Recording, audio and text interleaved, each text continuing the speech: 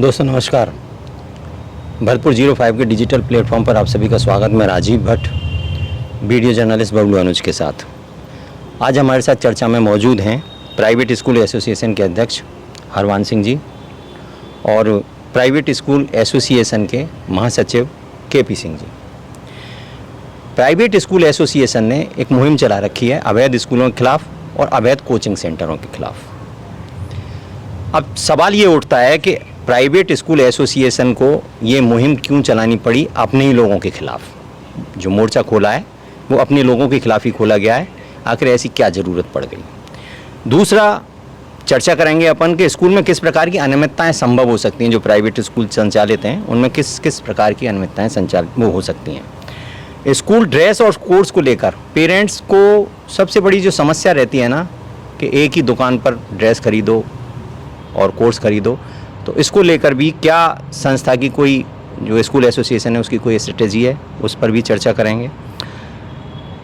School इन्होंने शिकायत की थी जिला कलेक्टर को अवैध स्कूलों के और उसके खिलाफ, उसकी जांच हुई है। जांच में क्या सामने आया है उस पर भी चर्चा करेंगे कि जांच की कोई रिपोर्ट अभी तक आई है या नहीं आई है, और किस प्रकार के कौन कौन से स्कूल कोचिंग सेंटर इसके दायरे में आते हैं इस पर भी चर्चा करेंगे।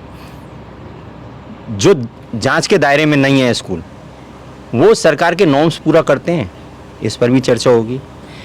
चर्चा इस बात पर भी होगी कि अभिभावक अगर प्राइवेट स्कूल में अपने बच्चों को लेकर एडमिशन कराने पहुंचे हैं तो उनको क्या क्या जानकारी सबसे पहले करनी चाहिए, चाहे वो मान्यता की जानकारी हो, चाहे कक्षों की जानकारी हो, चाहे स्टाफ जो है जो वहाँ वो कितना एजुकेटेड है, वो नॉर्म्स पूरे होते हैं कि नहीं, क्या क्या व्यवस्थाएं स्कूल में हैं नहीं हैं, खेल की, बाल वाहिनी की, उसके अलावा जो तमाम जो स्कूल के नॉर्म्स हैं जो राज्य सरकार द्वारा निर्धारित हैं वो स्कूल पूरा करते हैं या नहीं, इस बात पर चर्चा होगी। आप लगातार आपसे यही निवेदन है कि वीडियो देखते रहिए, अंत तक देखिए, एक एक जो क्वेश्चन है उस पर चर्चा करेंगे। दोनों एसोसिएशन के पदाधिकारी हैं, अध्यक्ष हैं, महामंत्री हैं, तो इनसे जानेंगे कि आखिर स्ट्रेटेजी है क्या एसोसिएशन की और एसोसिएशन को ऐसा स्टेप क्यों लेना पड़ा। सर आपका स्वागत दोनों का चर्चा में। सर सबसे पहली बात, ये जो आपने एसोसिएशन की तरफ से जो आपने अवैध स्कूल और जो कोचिंग संचालित हैं उनके खिलाफ जो अभियान चला रखा है, एक तो सराहनीय कदम है, सराहनीय पहल है आपकी, लेकिन सवाल ये उठता है कि ऐसा क्या हो गया कि आपको अपनों के खिलाफ ही मोर्चा खोलना पड़ा। सबसे पहले तो मैं भरतपुर 05 को बहुत बहुत धन्यवाद देना चाहूँगा कि समय समय पर आप जो पब्लिक के मुद्दे हैं इनको बहुत अच्छे से उठाते हो, और मैं सभी जो आपके चैनल के फॉलोवर्स हैं उन सबका भी मैं धन्यवाद करता हूँ तहे दिल से उनका। तो भट्ट जी, मैं इसके बारे में आपको बताऊँ कि कोई भी चीज़ जब चरम पर पहुँचती है तो उसका एक उसमें लोग नेगेटिव करने लग जाते हैं।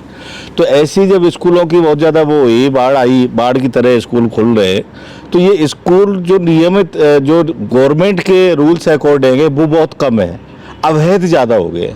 अवैध इसलिए है कि हमारे शासन प्रशासन का ध्यान थोड़ा कम जाता है और वो आसानी से अपने आप को चलाते रहते हैं और बहुत सारी घटनाएं भी घटती रहती हैं। तो जब घटना कहीं किसी भी राजस्थान के किसी कोने में, तो तब शासन प्रशासन सचेत होता है और तब उस पर कुछ जांच करते हैं, लेकिन जांच उनकी नहीं होती। जांच उनकी होती है जो सही तरीके से उनके रजिस्टर्ड होते हैं। अवैध की तब भी जाँच नहीं हो पाती है। हाँ, निश्चित रूप से यही होता है कि जो है सामने है उसी की जांच हो रही है। बस वो तो लिस्ट लेके अपनी जाते हैं जो रजिस्टर्ड है बाकायदा, जिनकी यहाँ बहुत सारी अनियमितताएं नहीं मिलती हैं और कुछ मिल भी आती है तो उनको ठीक करनी चाहिए, लेकिन जांचें उनकी नहीं होती। जो वास्तविक अवैध स्कूल है उनकी जांचें नहीं होती। आपके एसोसिएशन ने ये कदम उठाया है, मुझे लगता है कि राजस्थान में आपका पहला एसोसिएशन है भरतपुर का जिसने ये कदम उठाया है और लगातार इसके पीछे आप पड़े हुए हो। आज भी आपने जाके कहीं कोई संपर्क किया था, आपके एसोसिएशन के मेंबर पहुंचे थे और उन्होंने कोई ऐसी व्यवस्था कराई है जो हर महीने जांच संभव हो। राजस्थान में और भी जिलों में मुहिम चल रही है, दौसा में चल रही है, गंगानगर में है, नागौर में आज हमारे साथी कलेक्टर महोदय से मिले हैं और भी चल रही है। लेकिन भरतपुर में इस मुहिम को हमें 15 से 20 दिन हो गए, शुरुआत की गई है आपके द्वारा। काफ़ी तेज किया है हमने, और प्रशासन और शिक्षा विभाग हमारा पूरा साथ दे रहा है इस मुहिम में। वो भी चाहते हैं कि बिल्कुल दूध का दूध और पानी का पानी हो, क्योंकि जो गंदगी है वो साफ होनी चाहिए। शिक्षा विभाग भी ये चाहते हैं, और हमारा प्रशासन जो वो है, एडीएम मैडम है, एडीएम सिटी मैडम है, कलेक्टर महोदय हैं, उन्होंने भी इस पर एक्शन अच्छे से लिया है। स्कूल में किस प्रकार जो संचालित स्कूल हैं जो अवैध भी हो सकते हैं, किस प्रकार की अनियमितताएं हो सकती हैं, क्या क्या संभव है, आप कुछ थोड़ा सा इसके प्रकार से। सबसे बड़ी तो केवल जो मेन है वो फीस की हो सकती है। पेरेंट्स को ज़्यादातर फीस ऑनलाइन देनी चाहिए, चेक से देनी चाहिए, और जिस स्कूल के में बच्चा पढ़ रहा है उसके नाम से देनी चाहिए, उसके अकाउंट में पेमेंट करना चाहिए, ना कि किसी के व्यक्तिगत खाते में।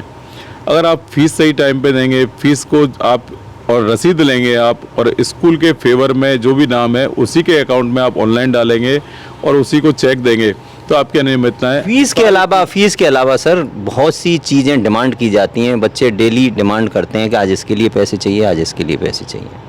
सर केवल टाई बेल्ट डायरी हो सकता है, इसके अलावा कोई भी स्कूल वाला पिकनिक में जाएगा तो बच्चों से पैसे लेगा, लेकिन उसके अलावा कोई भी स्कूल संचालक पैसे के किसी बच्चे से कोई डिमांड नहीं करते हैं।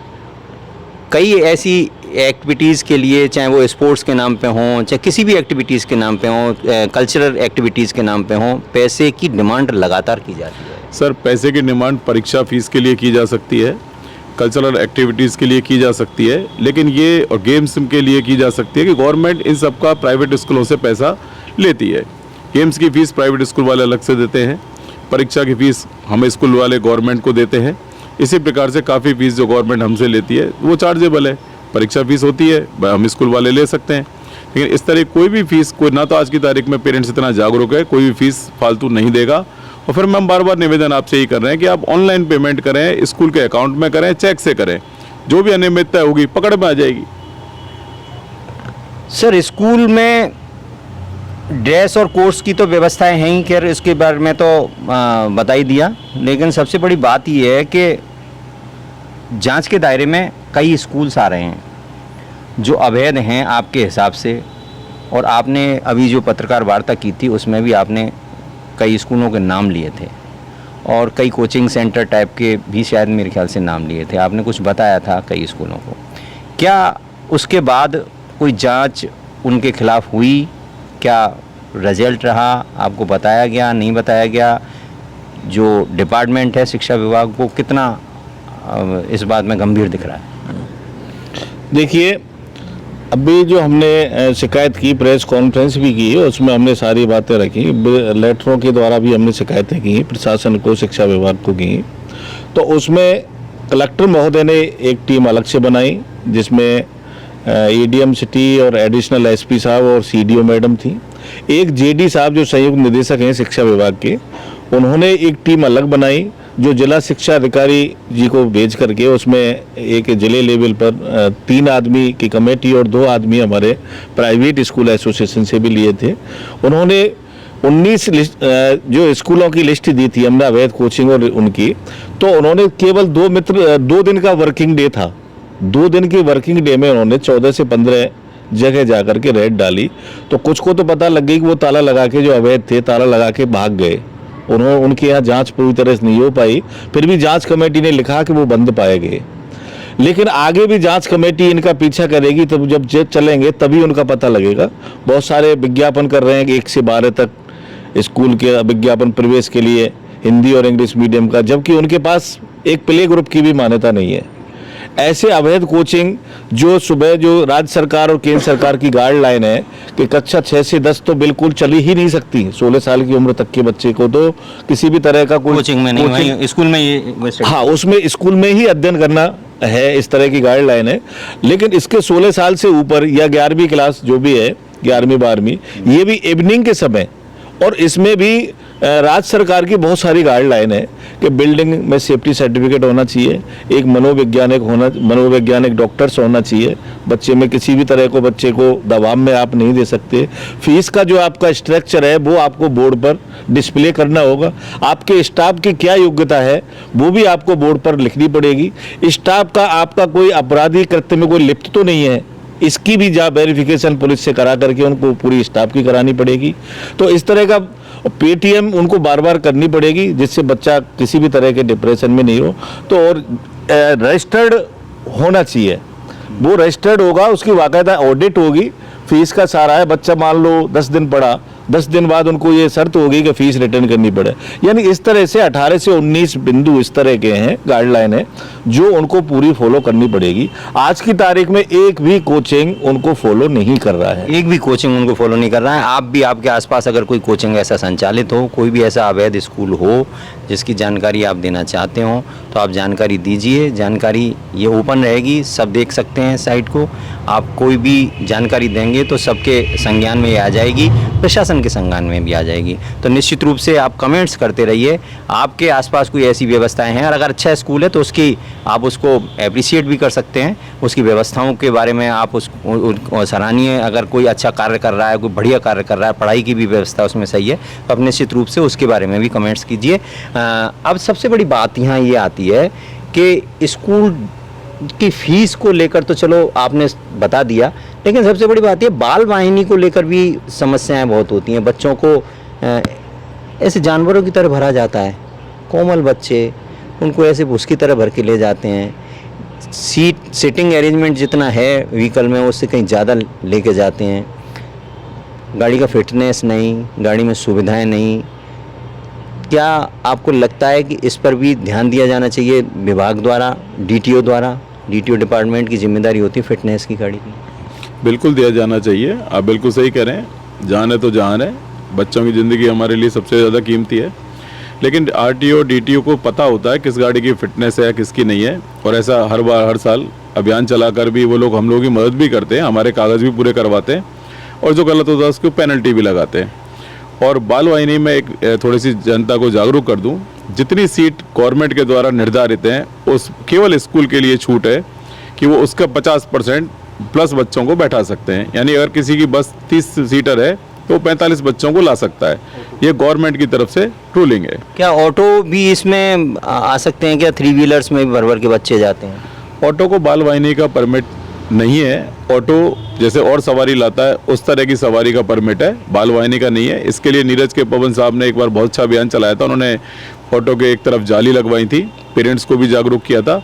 ऑटो बाल वाहिनी में नहीं आते हैं, लेकिन ऑटो पर्सनल वाहिनी में आते हैं तो पेरेंट्स अपनी तरफ से उनको ऑथराइज करके इस तरह की सुविधाएं ले सकता है। मतलब पेरेंट्स के लिए ये छूट दी गई है कि वो अपने वाहन से भी बच्चों को भेज दें, ऑटो से भिजवा सकते हैं और उसके लिए कहीं कोई स्कूल प्रशासन जिम्मेदार नहीं है अगर कोई ऐसी दुर्घटना होती है तो। स्कूल प्रशासन उन्हीं गाड़ियों का जिम्मेदार है जो स्कूल के नाम से रजिस्टर्ड है। एक बात मैंने अभी 2 मिनट पहले भी कहा था, हमारे जैसे स्कूल की बस हैं तो हम बस की फीस की रसीद देते हैं। ऐसे पेरेंट्स से फिर अनुरोध है, कोचिंग क्लासेज हो चाहे आपका स्कूल हो, कोई भी पेमेंट करें तो सबसे पहले तो उसकी पक्की रसीद लें और ज़्यादा से ज़्यादा चेक से और ऑनलाइन पेमेंट करें।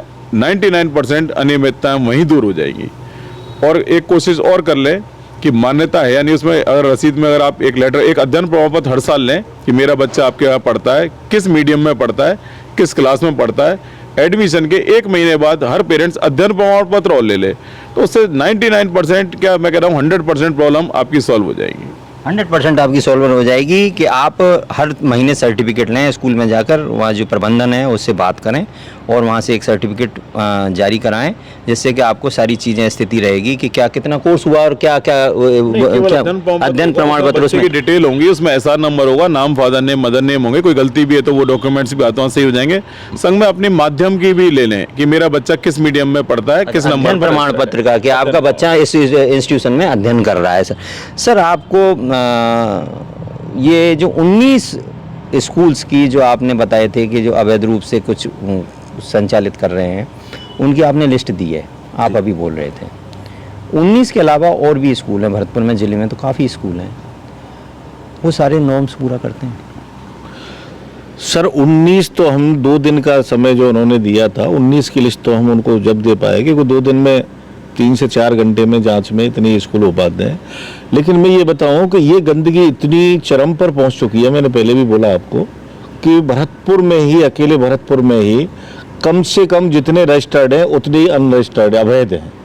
ग्रामीण क्षेत्र में आप देखिए 8वीं तक की मान्यता है और 12वीं तक का स्कूल चल रहा है, और उसका डमी स्कूल सीनियर सेकेंडरी वो भी उतना ही दोषी है।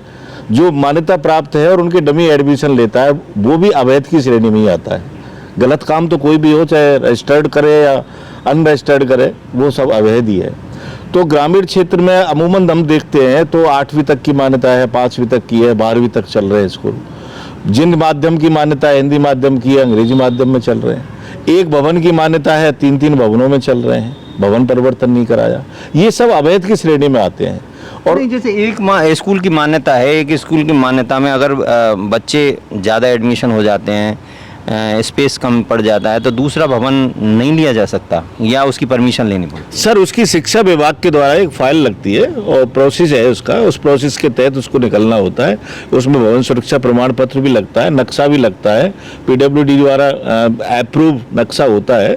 उसकी हमारी शिक्षा विभाग की टीम जाती है, उसको अप्रूव करती है कि वास्तव में ये भवन एक्स्ट्रा या परिवर्तन करने योग्य है, तो करती है, तभी चलेगा, अन्यथा नहीं चल सकता। नहीं चलेगा, नहीं तो अवैध ही माना जाएगा।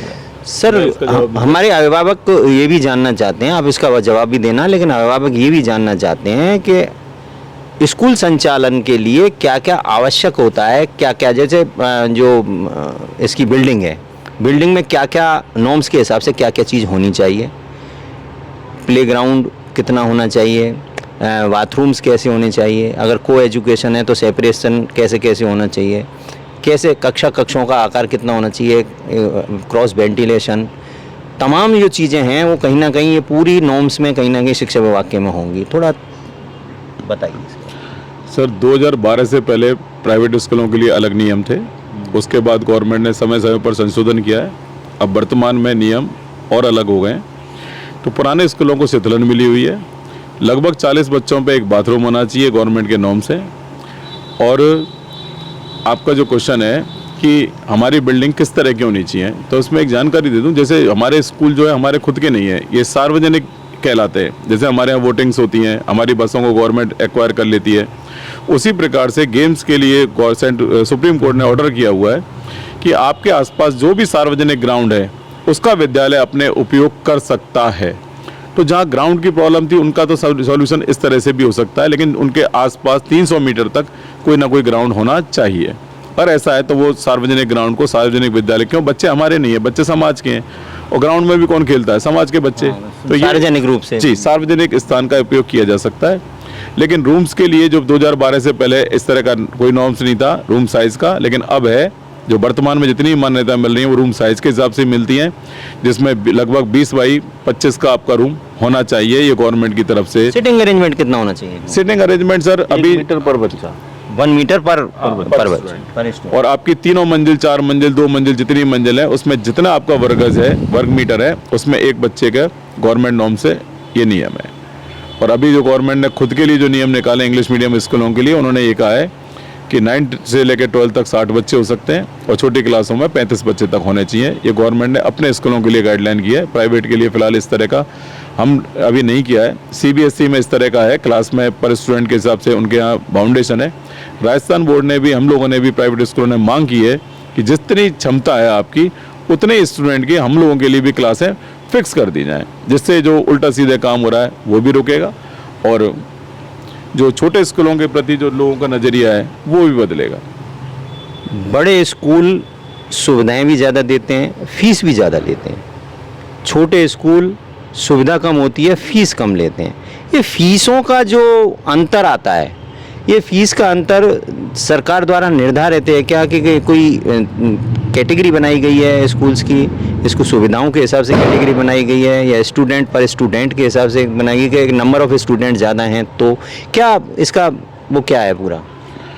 ये फीस एक्ट के हिसाब से हाई कोर्ट के रूलिंग आई थी, उसके बाद हमारी गवर्नमेंट ने और सेंट्रल गवर्नमेंट ने दोनों ने फीस एक्ट बनाया हुआ है।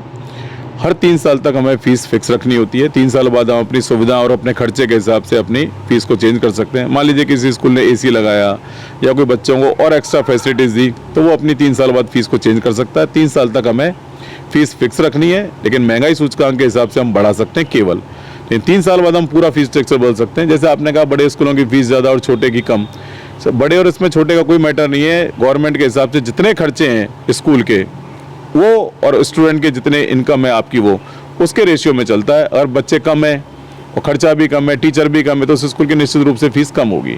और बच्चे ज़्यादा हैं, टीचर्स भी ज़्यादा हैं, खर्चे भी ज़्यादा हैं, तो निश्चित रूप से उस स्कूल की फ़ीस ज़्यादा होगी। इसमें छोटे बड़े से कोई लेना देना नहीं है। छोटे स्कूल, कथित रूप से छोटे स्कूल फ़ीस ज़्यादा ले सकते हैं, बड़े स्कूल कम भी ले सकते हैं। स्कूल के टीचर, सबसे बड़ी बात होती है कि बच्चों का भविष्य बनाने के लिए टीचरों के हाथ में होता है बच्चों का भविष्य। टीचर खुद अगर पूरी तरह से शिक्षित ना हो तो बच्चों को क्या भविष्य बनाएंगे। और देखा गया है, जनरली देखा गया है कि पूरी तरह से, जो हम भी देखते हैं कि पूरी तरह से शिक्षित नहीं होते टीचर। क्या कोई नॉर्म्स है राजस्थान सरकार के शिक्षा विभाग के ऐसे कि उनकी मिनिमम क्वालिफिकेशन इतनी होनी चाहिए? देखिए, ये रूल्स बहुत पहले से ही है गवर्नमेंट का, टीचर ट्रेंड होना चाहिए, टीचर अच्छा होना चाहिए, पढ़ा लिखा योग्य होना चाहिए, ये पहले से ही है। और जब मान्यता ये की फाइल जब हम लोग अप्लाई करते हैं मान्यता लेने के लिए, तो उसमें भी लिस्ट जाती है, टीचरों की योग्यता जाती है, टीचरों की आधार नंबर सब कुछ जाता है, वेतन भी जाता है, सब कुछ देते हैं इसमें।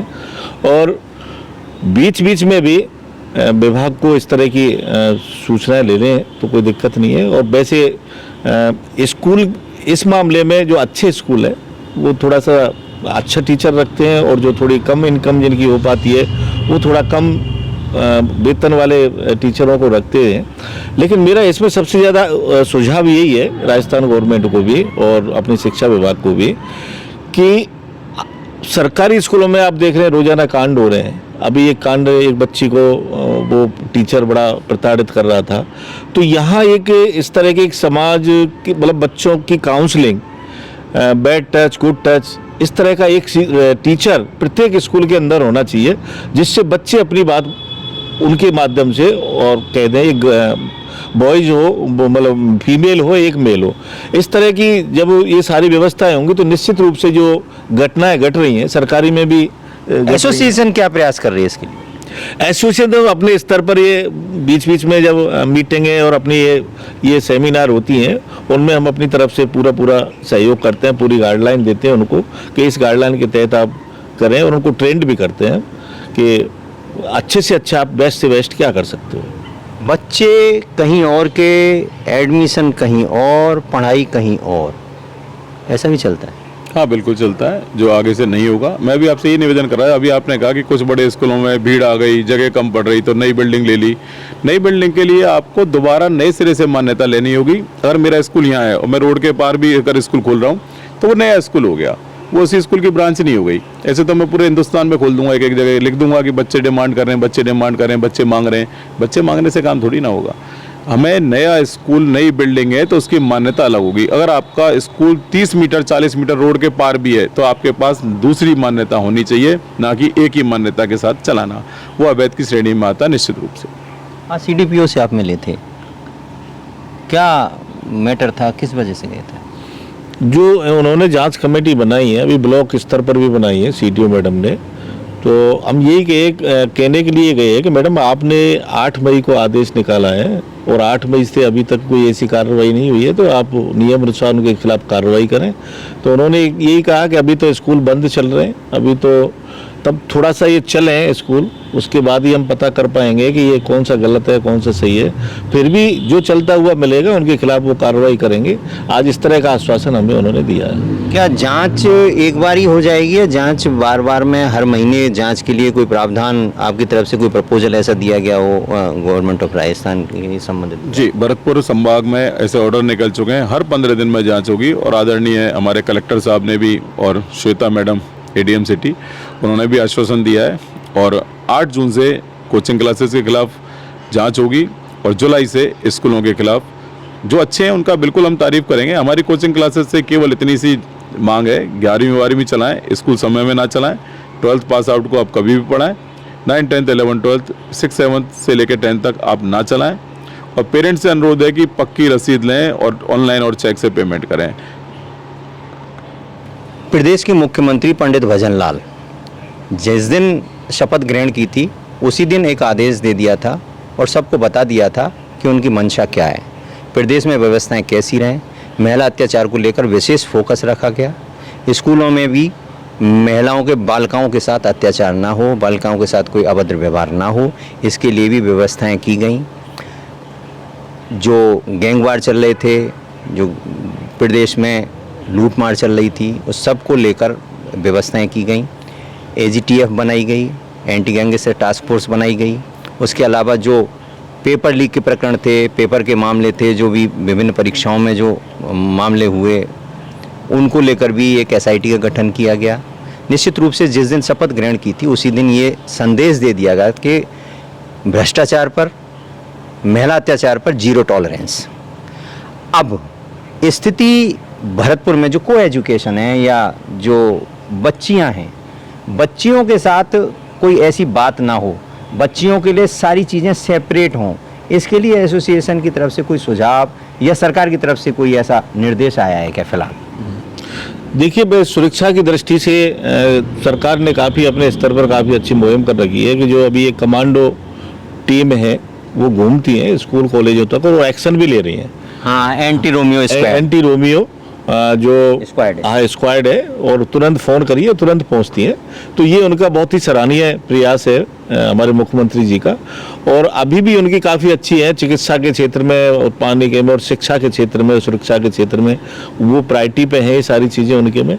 और निश्चित रूप से हम उम्मीद भी आशा भी करते हैं कि वो बहुत जल्दी जो इस तरह की और सुरक्षा जो स्कूलों को और जो ज़्यादा से ज़्यादा वैसे दी जाए तो हम उनसे हमारे व्यूअर्स जो भी जुड़े हुए हैं वो कमेंट्स ज़रूर करते रहें। आप लोगों से जो चर्चा हो रही है, चर्चा कितनी सार्थक है, कितनी आपके लिए इससे जानकारी मिल सकती है, क्या फ़ायदा आप लोग ले सकते हैं, क्योंकि सबके बच्चे होते हैं, सब अपने बच्चों का भविष्य बनाने के लिए स्कूल में एडमिशन कराते हैं।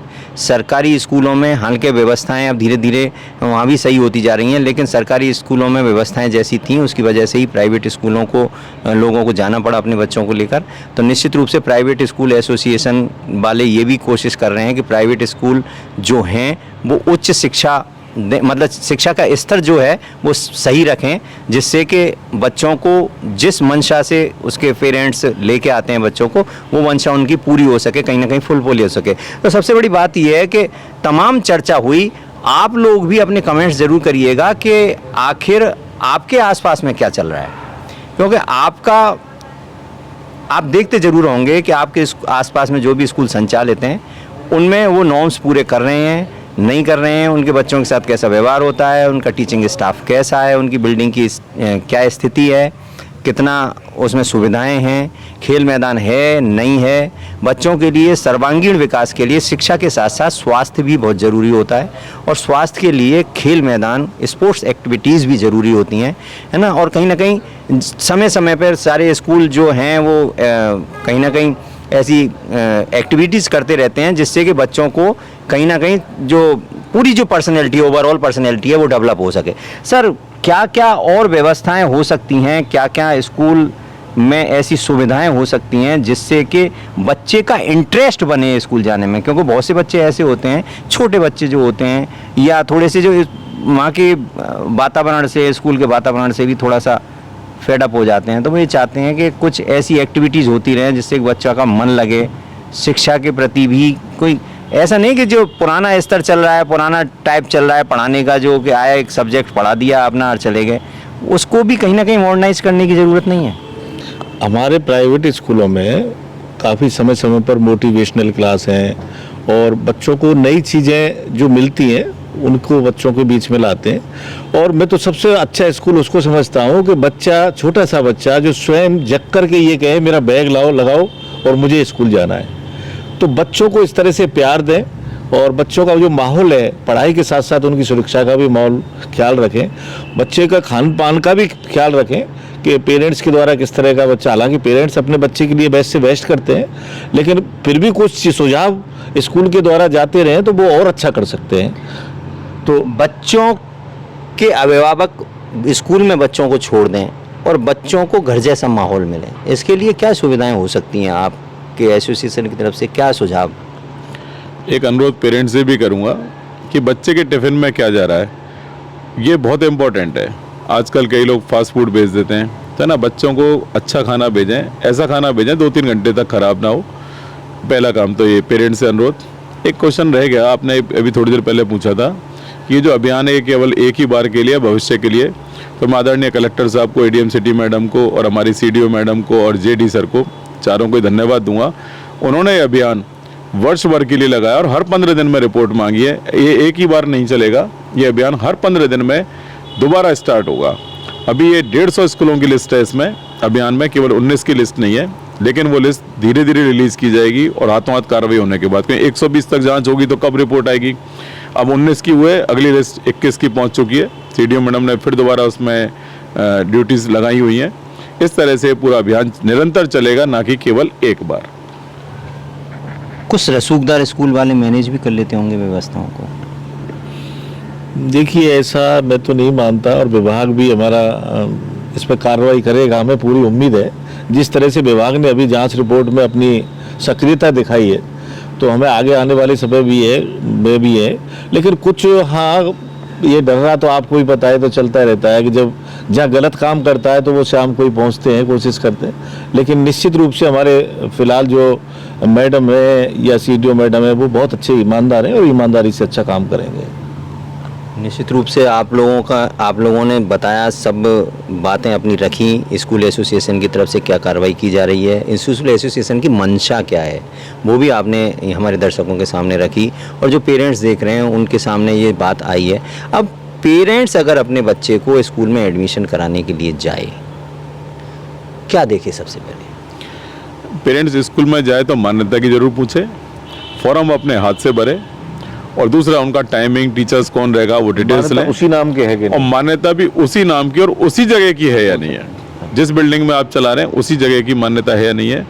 और मान्यता, और अच्छा, एक पेरेंट्स से भी अनुरोध करूंगा, पेरेंट्स चाहे पूरे भरतपुर जिले में किसी विद्यालय की किस स्तर की मान्यता, इसकी जानकारी करना चाहे तो हमारी प्राइवेट स्कूल एसोसिएशन के जितने भी पदाधिकारी हैं, उनको बिना किसी भेदभाव के ईमानदारी से रिटर्न में देने के लिए तैयार है कि इस स्कूल की, और हम कभी किसी के बारे में गलत बोलें तो हमारे ऊपर कोर्ट केस भी किया जा सकता है, हमें कोई ऐतराज नहीं है। हम हर स्कूल की वास्तविक स्थिति पेरेंट्स को बताने के लिए तैयार हैं। कुछ पेरेंट्स ने कुछ स्कूलों में, और अभी फीस में जांच भी की है अपनी गवर्नमेंट के आदेश से, बहुत सारे पेरेंट्सों को ठगा गया, उनको बताया नहीं हमारी कौन सी मान्यता और किस तरह की फ़ीस ली गई है। वास्तविक फ़ीस की तुलना में कई गुना और 1.5 गुना तक फीस ली है, लेकिन इसका जब तक पेरेंट्स खुद सबूत नहीं देगा, पेरेंट्स खुद कुछ नहीं कहेगा, कुछ भी नहीं हो सकता। पेरेंट्स को एक्टिव होना जरूरी है, पेरेंट्स को पूरी जानकारी लेना जरूरी है। पेरेंट्स अगर चाहेगा तो ही कोई उसके खिलाफ कार्रवाई हो पाएगी, अगर नहीं हो पाएगी। समय समय पर विद्यालय भी जाना चाहिए। बहुत सारे पेरेंट्स हैं, हर सारे पेरेंट्स हैं कि बस एक बार एडमिशन करा दिया, फिर ध्यान ही नहीं रखते हैं स्कूल में क्या हो रहा है बच्चे के साथ। तो मेरा तो निवेदन पेरेंट्स से है कि ज़्यादा नहीं तो हफ्ते में या 15 दिन में एक बार स्कूल की विजिट करनी चाहिए। स्कूल का प्रॉपर व्हीकल देखना चाहिए कि वो रजिस्टर्ड है, परमिट है, फिटनेस है, उसका बीमा भी है कि नहीं। मैं बिल्कुल आपकी बात से सहमत हूँ। अभी आपने बाल वाहिनी की कहा था कि कुछ बाल वाहिनियाँ तो ऐसी हैं वो जर्जर अवस्था में है, उनके खिलाफ कार्रवाई होनी चाहिए। और बहुत सारे स्कूल तो यहाँ ऐसे हैं जो डीग जिले की मान्यता है और वो भरतपुर में चल रहे हैं, लेकिन अवैध रूप से इनके खिलाफ भी कार्रवाई होनी चाहिए। तो समय समय पर यदि हमारा विभाग और आरटीओ और डीटीओ महोदय इस तरह की जांच, और पेरेंट्स भी यदि स्कूल में आते रहेंगे और बच्चे के बारे में जानकारी लेते रहेंगे, तो बहुत सारी स्कूल के बारे में उनको पता चलेगी। तो बच्चों की सुरक्षा और पढ़ाई को लेकर के पेरेंट्स को जागरूक रहना चाहिए कि बच्चों की भविष्य हमारे लिए बहुत इंपॉर्टेंट है, उनकी सुरक्षा हमारे लिए बहुत इंपॉर्टेंट है। बच्चों के टॉयलेट देखने चाहिए कि प्रॉपर बच्चा सही है, बच्चे के पानी की व्यवस्था देखनी चाहिए कि बच्चा प्रॉपर सही तरीके से पेयजल की व्यवस्था स्कूल में है कि नहीं। ऐसे स्कूल हैं हमारे भी, ऐसे नहीं है कि बहुत सारी असुविधाएं गवर्नमेंट में तो है ही, लेकिन हमारे यहाँ भी कुछ मिल जाएंगे हमारे निजी स्कूलों में कि वहाँ प्रॉपर टॉयलेट नहीं है। तो टॉयलेट होने चाहिए, बॉयज़ का अलग होना चाहिए, गर्ल्स का अलग होना चाहिए, सुरक्षा होनी चाहिए, सुरक्षा व्यवस्था होनी चाहिए, टॉयलेट अलग अलग होना चाहिए, बिल्डिंग जर्जर नहीं होनी चाहिए, हवादार कक्ष होने चाहिए, कक्षा कक्ष होने चाहिए, ट्रेंड स्टाफ होना चाहिए, पढ़ाने में जो क्वालिफिकेशन होनी चाहिए वो होनी चाहिए, जो कहीं ना कहीं जो नॉर्म्स के हिसाब से है। उसके अलावा स्पोर्ट्स अगर आसपास में कोई ग्राउंड है तो स्पोर्ट्स तो वहाँ किया जा सकता है, ऐसी गवर्नमेंट ने छूट दे रखी है। सबसे बड़ी बात, प्रदेश के मुख्यमंत्री पंडित भजनलाल की सरकार में जो शिक्षा मंत्री हैं मदन दिलावर, उन्होंने भी इस पे कई एक्शन लिए हैं। फीस को लेकर भी कमेटियाँ बनाई जाती हैं सर, कमेटी स्कूल की कमेटी होती है, कोई निर्धारण उसके द्वारा होता है। वो कमेटी में कौन होता है, वो थोड़ा मामला रहता है, जो अपने अपने चहेते होते हैं वही कमेटी में होते हैं। देखिए, सुप्रीम कोर्ट और हाई कोर्ट की रूलिंग के अनुसार एक फीस एक्ट कमेटी बनाई है। फीस एक्ट कमेटी में हमारे 5 अभिभावक होते हैं। अभिभावक बाकायदा एक 50 रुपये की, शहर में 50 रुपये है और ग्रामीण में शायद 20 रुपये है, उनकी रसीद कटाते हैं कमेटी मेंबर बनने के लिए।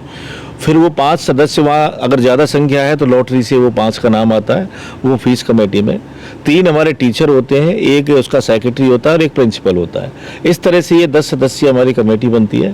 पेरेंट्स से पूछ करके कोई नए संसाधन है, निश्चित रूप से संख्या पेरेंट्स की ज़्यादा है, 5 पेरेंट्स हैं, तो बाकायदा जो निश्चित जो सही फीस है उसी का निर्धारण होता है, गलत फीस नहीं होती है।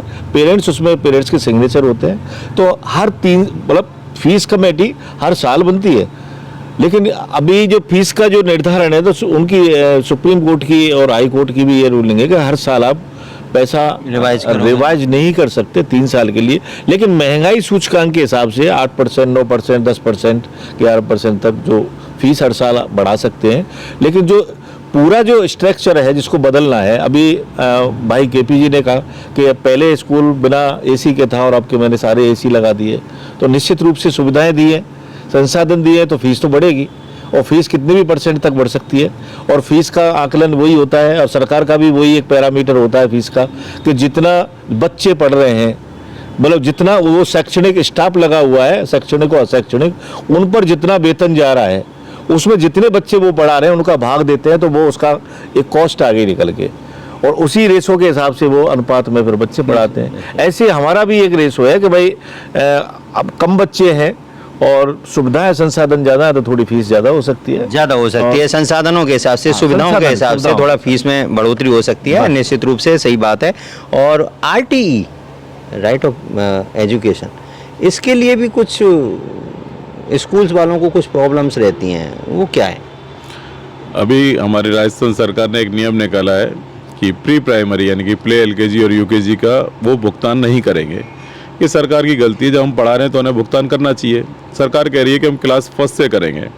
अब प्ले LKG UKG में अगर मान लीजिए हमें गवर्नमेंट पुनर्भुगतान नहीं करती और हम उन बच्चों को पढ़ाते हैं तो इसका भार भी किस पे पड़ेगा? इसका भार निश्चित रूप से जो आम अभिभावक है जिसके बच्चे पढ़ रहे हैं उनके ऊपर पड़ेगा। अब सरकार को उनका पुनर्भरण करना चाहिए। ये केस हमारा हाई कोर्ट में लगा हुआ है और उम्मीद है कि हाई कोर्ट से हमें इसमें राहत मिलेगी। सरकार की यहाँ पर गलती है। एक दूसरा, हमें 1.5-2 सालों से हमारा पेमेंट नहीं हुआ है। अभी हमारे पास पेमेंट नहीं होगा तो निश्चित रूप से हम कहीं ना ब्याज से पैसा लेंगे या कहीं से फंड इकट्ठा लेंगे, लोन लेंगे, तो वो खर्चा भी किसके ऊपर पड़ेगा? पेरेंट्स के ऊपर। तो सरकार हमको पुनर्भरण टाइम पे दे, जिस प्रकार हम सारे काम टाइम पर करके देते हैं। एक भी दिन अगर कोई बिल हम नहीं बनाते तो वो पूरा क्लेम गवर्नमेंट ने कैंसिल कर दिया। ऐसे बहुत सारे स्कूल संचालक हैं राजस्थान में जिनको 3-3, 4-4 साल से पैसा नहीं मिला है और जिनके क्लेम बिल ही नहीं बने। एक हमारा प्रकरण अटका हुआ है रेड लाइन का, जिन बच्चों को हमने ऑनलाइन और ऑफलाइन क्लास पढ़ाई है कोरोना टाइम में, हमने कॉपियां दी हैं, वर्कबुक दी है, उनका पेमेंट भी हमारा अटका हुआ है और ये पिछले 5 साल से अटका हुआ है। ये भी हमारा कोर्ट में केस है। राइट टू एजुकेशन के लिए क्या नॉर्म्स हैं, क्या कितने स्टूडेंट के लिए, कितने % स्टूडेंट के लिए राइट टू एजुकेशन में? देखिए, एंट्री लेवल कक्षा में 25% ये RTE का रूल है कि जो एंट्री लेवल, अभी क्या है कि राजस्थान गवर्नमेंट ने 2 कक्षाओं को एंट्री लेवल मान लिया। पहले तो पिछली बार तो इन्होंने P3, P4, P5 और फर्स्ट क्लास को भी माना। 4-4 क्लासों में इन्होंने प्रवेश दिला दिए और प्रवेश दिलाने के बाद सरकार ने बोला कि हम तो पेमेंट नहीं करेंगे, हम तो पहली क्लास का ही पेमेंट करेंगे। अब बताइए, P3, P4, P5 3 साल तक कौन प्राइवेट स्कूल उन बच्चों को पढ़ा देगा? अब इसी आदेश के तहत पेरेंट्स में और उनमें बीच में खाई पैदा होती है। गवर्नमेंट तो कह रही है, फिर हम कोर्ट में गए, कोर्ट ने स्पष्ट कहा कि शिक्षा देना राज्य सरकार का अधिकार है और निजी स्कूल वाले इस काम को कर रहे हैं, तो निजी स्कूल वाले यदि ये पढ़ा रहे हैं पेमेंट तो इनको देना होगा, सरकार को देना होगा। आप इस तरह से बाध्य नहीं कर सकते। निश्चित रूप से गवर्नमेंट जब हाई कोर्ट का ये निर्णय आया है तो कहीं ना कहीं सरकार भी बाध्य हो जाती है हाई कोर्ट के निर्णय को मानने के लिए, लेटर सूनर मान। लेकिन अभी उस निर्णय को सरकार ने माना नहीं है, तो इसके लिए कंटेम्प्ट में जाएंगे हम और फिर दोबारा जाएंगे। लेटर सूनर हो जाएगा, वो तो एक वैसा काम है, कोर्ट का काम है। लेकिन सबसे बड़ी बात, अब एक अपील मैं करवाना चाहता हूँ आपसे, जो अभिभावक हैं हमारे, जो हमारे दर्शक हैं, उनसे एक अपील करिए कि कैसे स्कूल को देखें, कैसे स्कूल में आप एडमिशन लें, कैसे व्यवस्थाओं को आप देखें और उसके बाद अपने बच्चे का भविष्य तय करें। मैं आप सभी दर्शकों को यही कहना चाहूँगा कि सबसे पहले तो बच्चे की सुरक्षा की दृष्टि से स्कूल का चयन करें कि बच्चा हमारा जो नौनिहाल है वो वहाँ सुरक्षित है कि नहीं। उसके लिए सारी प्रॉपर जो बच्चे को मिलनी चाहिए, हवा है, पानी है, स्वच्छ वातावरण है, वो मिल रहा है कि नहीं। दूसरा, वहाँ का जो मैनेजमेंट है उनसे भी आप मिलकर के बच्चे के बारे में सारी चीज़ें उनसे उम्मीद करें कि हर माँ बाप का एक अपना बच्चा सपना होता है, और उस सपने को साकार करने के लिए आप सबसे मैं अपील करता हूं कि थोड़ा सा बच्चे के ऊपर भी समय डालें और वो जाकर के स्कूलों में सारी व्यवस्थाएं देखें और उसकी प्रॉपर मान्यता देखें कि जिस भवन में चल रहा है उस भवन की मान्यता है कि नहीं, जिस माध्यम से बच्चा पढ़ रहा है उस माध्यम की मान्यता है कि नहीं। कि पेरेंट्स सस्ते के चक्कर में ऐसा कर लेते हैं कि मान्यता है नहीं, और वो दूसरा जो मान्यता प्राप्त और रूल्स फॉलो कर रहा है वो मान लो फीस 15,000 ले रहा है और वो बिना मान्यता वाला, और क्योंकि उसका तो कुछ गया ही नहीं, उसने तो कुछ गवर्नमेंट के रूल ही फॉलो नहीं करने, और ना कुछ टीचरों पे जो सही अच्छे टीचर हैं योग्य वो भी नहीं रख रहे। 8,000 या 7,000 में तो कुछ हमारे अभिभावक महोदय भी एक सस्ते या कम फीस के चक्कर में अपने नौनिहालों का भविष्य अंधकार में डाल देते हैं। कम फीस के चक्कर में ना जाएं, वहाँ की व्यवस्थाएं देखें। आप सर, आप भी एक अपील हमें अभिभावकों से करिए, लेकिन सबसे बड़ी बात है अपील में ये होना चाहिए कि शिक्षा को लेकर स्कूलों का स्तर कैसा होना चाहिए, कैसे देखें अभिभावक कि शिक्षा का स्तर इनका क्या है। क्योंकि आजकल ये विज्ञापनों की दौड़ चल रही है, अपने आप को सब सर्वश्रेष्ठ बता रहे हैं। जब सब सारे ही सर्वश्रेष्ठ हैं तो फिर सेकंड नंबर पर कौन होगा? तो क्या अपील कर सकते हैं? अभिभावक से अनुरोध है कि रिजल्ट जब देखें तो केवल एक बच्चे का रिजल्ट ना देखें, टॉपर कौन था। एक बच्चा कई बार आ भी जाता है। पूरी क्लास में कितने बच्चे थे, टोटल उनमें से क्या रेशियो उनका रहा, सबसे पहले अभिभावक को ये देखना चाहिए, ना कि केवल एक स्टूडेंट का। और एक रेगुलर किसका रिजल्ट आ रहा है ये भी देखना चाहिए। और नो डाउट भरतपुर का शिक्षा जगत में जो प्राइवेट स्कूलों में योगदान है निश्चित रूप से सराहनीय है। हम लोग बहुत मेहनत करते हैं, हमारे रिजल्ट राजस्थान में हमेशा टॉप में रहे, तो निश्चित रूप से भरतपुर का तो अच्छा काम है। लेकिन अभिभावकों से एक ही अनुरोध रहेगा कि आप भी अपनी जागरूकता रखें, और केवल स्कूल संचालक ही दोषी नहीं है, कुछ जगह अभिभावक भी दोषी हैं। तो अभिभावकों से अनुरोध है कि आप पूरी जांच पड़ताल करने के बाद क्रॉस क्वेश्चन करें और पूछें। और हमारे प्राइवेट स्कूलों के लिए किसी कोई भी सुविधा असुविधा आपको हो तो हमारी यूनियन आपके साथ रहेगी अभिभावकों के, और वो हमसे किस स्कूल की मान्यता है और नहीं है वो पूछ सकते हैं। बच्चों को भरतपुर में एक नया कल्चर चल गया प्ले स्कूल के नाम का। प्ले स्कूल खुल रहे हैं, हमें कोई एतराज नहीं है, लेकिन प्ले स्कूल वाले क्लास 1 से लेकर 5 तक और 6 तक 8 तक के बोर्ड लगा रखें, वो निश्चित रूप से गैरकानूनी है। अभिभावक से अनुरोध है कि बच्चों की साल खराब ना करें, ज़िंदगी खराब ना करें। और आने वाले समय में बोर्ड से की तरफ से भी फ्लाइंग रहेगी, बोर्ड की तरफ से भी फॉर्म चेक होंगे, बोर्ड की तरफ से भी मान्यता के कागज़ लगाए जाएंगे, उनकी अर्धवार्षिक और वार्षिक कॉपियाँ भी चेक होंगी निश्चित रूप से। तो मैं विद्यालय संचालक भाइयों से भी कहूँगा, जो हुआ उसे भूल के आगे अपन सिस्टम में आ जाएं, जो सिस्टम ऑफिशियल है। पेपर फॉर्मेलिटी पूरी रखें, पेपर फॉर्मेलिटी और फिजिकल फॉर्मेलिटी दोनों में पूरी करनी चाहिए। अच्छा, ये कोचिंगों के लिए क्या वो है आपका? कोचिंगों के लिए ये अनुरोध है कि आप हमारे भाई हैं, शिक्षा जगत में काम कर रहे हैं, विद्यालय समय में कोई भी कोचिंग संचालित ना करें। शिक्षा स्कूलों में मिल जाती है बच्चों को, घर पे जाके बच्चों के लिए अभिभावकों को कोई ऐसा आपका वो हो निर्देश तो नहीं कह सकते, आपका निवेदन हो बच्चों के अभिभावकों के लिए कि कम से कम घर पे भी तो इसका रिवाइज करें, रिवीजन कराएं? देखो, मैंने पहले भी कहा कि बच्चों से मित्रवत व्यवहार करें पेरेंट्स, और उनकी प्रॉपर रोजाना की स्कूल की भी दिनचर्या देखें और घर की भी दिनचर्या देखें, और बच्चों को पढ़ने के लिए भी प्रोत्साहित करें। मैं देखता हूँ कई बार बच्चे घर जाके बैग डाल देते हैं और वापस वो बैग को स्कूल समय में ही उठाते हैं। तो ऐसे पेरेंट्स उनसे भी मेरा अनुरोध यही रहेगा कि बच्चों पहला हमारा वही है, हमारा सपना है जो, अगर हमने अपने सपने को ठीक तरह से हमने सजोया नहीं तो फिर वो सपना हमारा पूरा नहीं होगा। तो उस सपने को पूरा करें, बच्चे पर पूरा ध्यान दें, समय पर बच्चे को जगाएं और बच्चे में एक अच्छी हैबिट्स डालें और बच्चे में अच्छी हैबिट्स डालें, अपने सपने को साकार करने के लिए पूरे प्रयास रखें। सोशल मीडिया से बच्चे को दूर रखें। सोशल मीडिया में फंसने के बाद बच्चे का दिमाग भटक जाता है, तो निश्चित रूप से बच्चा जो कैच करना चाहिए पढ़ाई को वो कैच करता है उल्टी सीधी चीज़ों को। तो निश्चित रूप से सोशल मीडिया से दूर रखें। आपको सारी चीज़ें बता दी गई। एसोसिएशन के दोनों पदाधिकारी हमारे साथ मौजूद हैं, इन्होंने सारी बातें बताई आपको और आपने शायद समझ ली होंगी। कमेंट्स करके बताइएगा, जो नहीं समझ में आई उसको भी समझाने का प्रयास किया जाएगा। लेकिन अपने बच्चे का भविष्य बनाने के लिए आपको प्रयास करने होंगे।